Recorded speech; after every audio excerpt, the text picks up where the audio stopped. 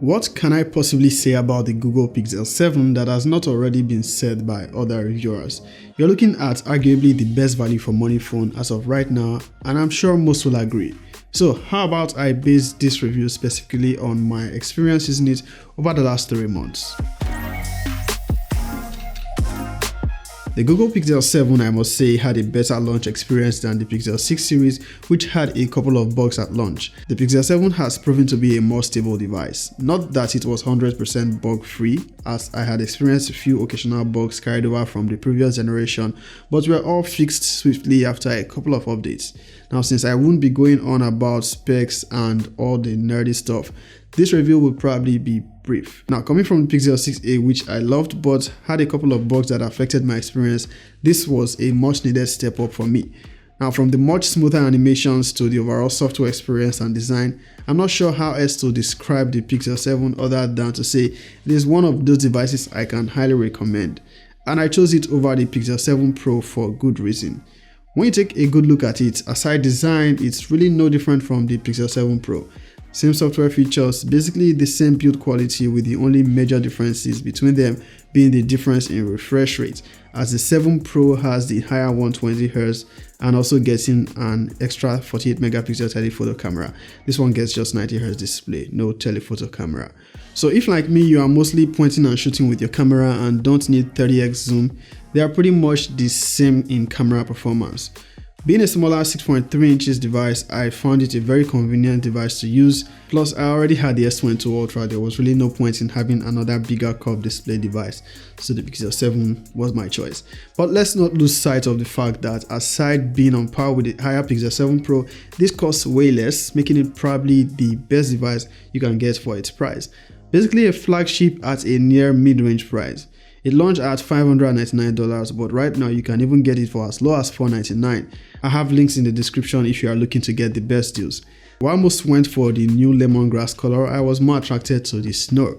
It looked gorgeous and, in my opinion, it's the best color.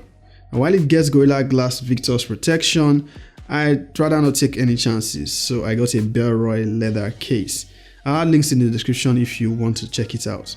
During my time of use, I've only had 2 complaints so far, one of which is a bug that was already fixed. As I experienced with my Pixel 6a, sometimes the recent menu glitched where I couldn't swipe apps up or down to close them, but that was quickly fixed with an update. The second is the software updates taking awfully long to install. That's not necessarily an issue that affects usability, but it would be great if the Pixel updates install faster and I don't have to wait over 30 minutes for a less than 50 megabyte update to install. I've encountered no issues whatsoever with the in-display fingerprint scanner. It does the job quite well. With that said, the Pixel experience for me has been nothing short of lovely, and I'm happy to say this is one of those devices I'll be glad to hold on to for longer. Yes, it does have a couple of new software features like the image and blur, the smart transcription, and a couple other features no one really does better than Google, but I won't pretend that I've used any of those, not because they are not great and functional, but because they don't really appeal to my use case. But it's great to have them for whenever I need to use it.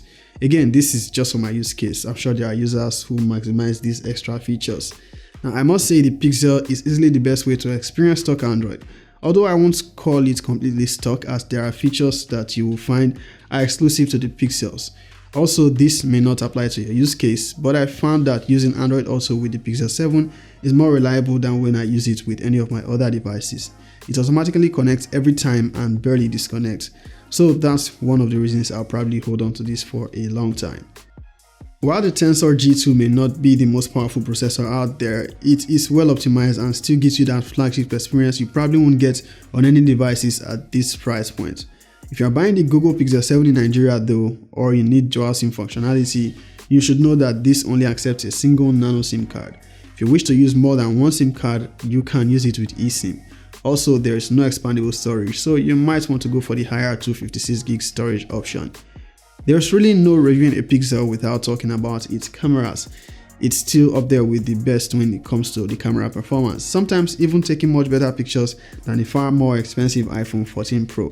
I've done a couple of comparisons that I posted on Shorts and TikTok and Instagram, and most people preferred pictures from the Pixel. Now, it actually takes better selfies in my opinion, with better skin tones and color accuracy. It's still one of the most reliable phones out there when it comes to the camera performance, although not so much on video, but it's pretty much maybe third, fourth best. Now, if you ask me to summarize my experience with the Pixel 7, I'd say it is one of my favorite phones right now, only behind the S22 Ultra and the Z Fold 4 for me.